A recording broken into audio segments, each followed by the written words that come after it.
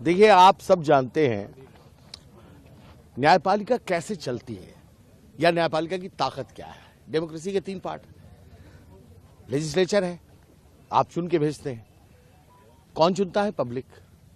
उसके बाद क्या आता है? एग्जीक्यूटिव, उसी में चुने में से कुछ लोग एग्जीक्यूटिव में आते हैं। और तीसरा पार्ट है न्यायपालिका। न्यायपालिका की ताकत कौन है? पब्लिक। तीनों पूरे इंटायर नेशन जो डेमोक्रेटिक सिस्टम है उसकी ताकत है पब्लिक। अगर पब्लिक का विश्वास न्यायपालिका से हटेगा तो क्या होगा ये खुद आप अंदाज लगा लीजिए, पूरा देश कोलैप्स करके नीचे चला जाएगा। एक सामान्य कर्मचारी के घर पे 15 लाख रुपया मिलता है तो उसको जेल भेजते हैं। एक जज के घर पे 15 करोड़ रुपया कैश मिल रहा है, उसको घर वापसी का इनाम दिया जा रहा है। क्या हाईकोर्ट, इलाहाबाद हाईकोर्ट क्या डस्टबिन है, कचरा बिन है? करप्शन के खिलाफ हाईकोर्ट बार बिल्कुल स्ट्रांग फुटिंग पे खड़ा है। हम उसका स्वागत यहां नहीं होने देंगे। उनका ज्वाइनिंग अगर होती है, we will sign the high court, lawyers will abstain from work. आगे देखिए, आज का ये जो अभी आपको फैसला है, जो हमने स्ट्रांग वर्ड में प्रोटेस्ट किया है, ये एग्जीक्यूटिव का डिसीजन है। We have got the power to protest. फैसला क्या होगा उसके लिए जनरल हाउस सोमवार को तय करेगी। बहुत बड़ी जनरल हाउस होने जा रही है जिसमें सारे लोग मिलकर ये तय करेंगे कि हमारी मांग क्या है। हम अंदाज आपको बता सकते हैं इस वक्त कि जनरल हाउस में क्या हमारी मांगे हो सकती है, लेकिन वो सहमति पर निर्भर करता है। जैसे इतना तो तय है कि जस्टिस यशवंत वर्मा को इलाहाबाद में नहीं भेजा जाए, ये हमारी मांग नंबर 1 है। नंबर 2, किसी तरह की अब कोई जांच की आवश्यकता नहीं है, क्योंकि अगर जस्टिस वर्मा कोई एक्सप्लेनेशन देते हैं उससे पब्लिक फेथ रिस्टोर नहीं हो सकता। पब्लिक फेथ पूरी तरह से डैमेज हो चुका है। अगर पब्लिक हट गई इस न्यायपालिका से तो माफियाओं का राज्य होगा, लोग माफियाओं के दरबार में न्याय मांगने जाएंगे। तो क्या हिंदुस्तान की सरकार चुप बैठ रही है, मौन है, खामोश है? ये न्यायपालिका खामोश है?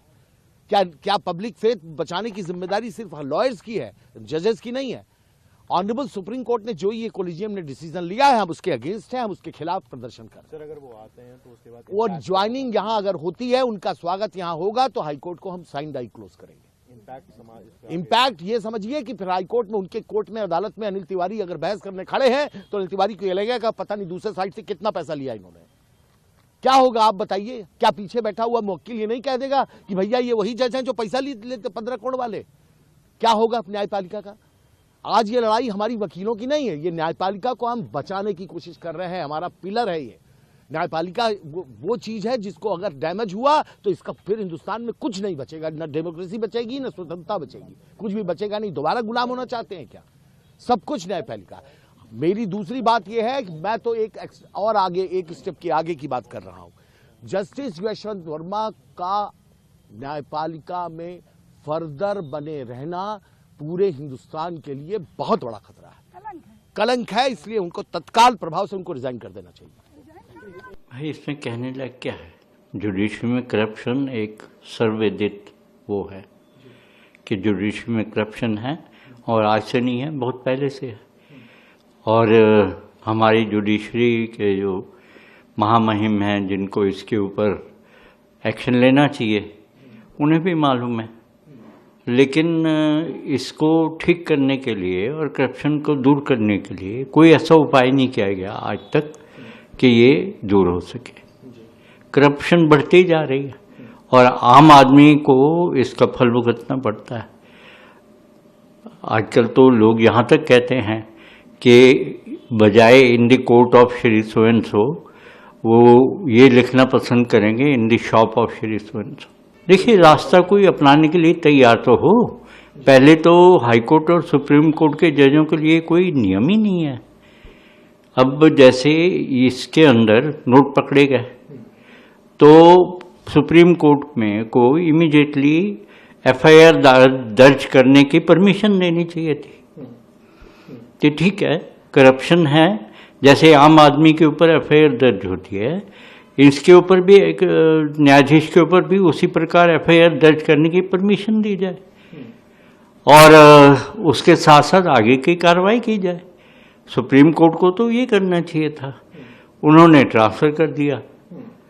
जैसे आम वो होता है कि एक थानेदार किसी थाने के अंदर जो है रिश्वत के मामले ज़्यादा आ गए तो उसे लाइन हाजिर कर देते हैं, थोड़े दिन लाइन में रखते हैं, लोग भूल जाते हैं, फिर उसे दूसरे थाने भेज देते हैं। तो यहाँ भी वही है। तो हम लोग करप्शन को तो स्वीकार कर चुके हैं कि करप्शन है, हमें उसके साथ ही जीना है। तो यही रवैया हाई कोर्टों का है, यही सुप्रीम कोर्टों का है। आप देखिए ना, करप्शन के केस, जजों के ऊपर भी जो केस है वो कितने सालों चलते हैं। वो निर्मल यादव का केस 2008 का है, वो आज तक चल रहा है। और शमित मुखर्जी का केस को चलते हुए तो 25 साल हो गए। आप सोचिए कि हाई कोर्ट अपने अधीनस्थ न्यायाधीशों को ये नहीं कह सकता कि ये जजों के केस जल्दी करो, ताकि एक उदाहरण बने। तो करप्शन तो एक्सेप्टेबल है जुडिशरी में। सभी लोग ये मानते हैं कि हाँ करप्शन है और रहेगी, क्योंकि इसको दूर करने का कोई वो नहीं है। अभी मैं एक फैसला पढ़ रहा था सुप्रीम कोर्ट का करप्शन को लेके, जिसमें रंगे हाथों जो है व्यक्ति नोट लेते पकड़ा गया। नीचे की कोर्ट ने उसको कन्विक्ट किया, हाई कोर्ट ने कन्विक्ट किया, सुप्रीम कोर्ट ने छोड़ दिया। अब छोड़ने के तर्क पर 20 दे दो, तर्क और कुतर्क दोनों ही जजमेंट में लिखे जाते हैं। आप कुतर्क के आधार पर भी छोड़ सकते हो, होता है तो वो भी रीजनिंग है, कुतर्क भी रीजनिंग है और तर्क भी रीजनिंग है।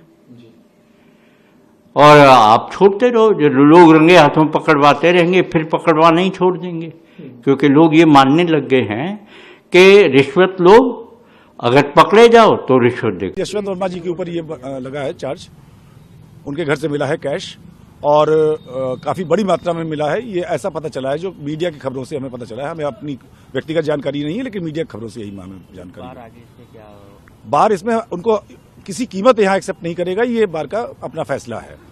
और यही इसी पे हम लोग निर्णय ले रहे हैं। 24 तारीख को 1 बजे जनरल हाउस बुला करके, और उसमें बाकी साथी, हमारी कार्यकारिणी ने तो ये डिसाइड कर लिया है, लेकिन हम पूरे अपने जनरल हाउस बुला करके बाकी अधिवक्ता साथियों के साथ, जो इलाहाबाद हाईकोर्ट के बाकी अधिवक्ता साथी, उनसे हम लोग बातचीत करेंगे और हम लोग एक निर्णय लेंगे।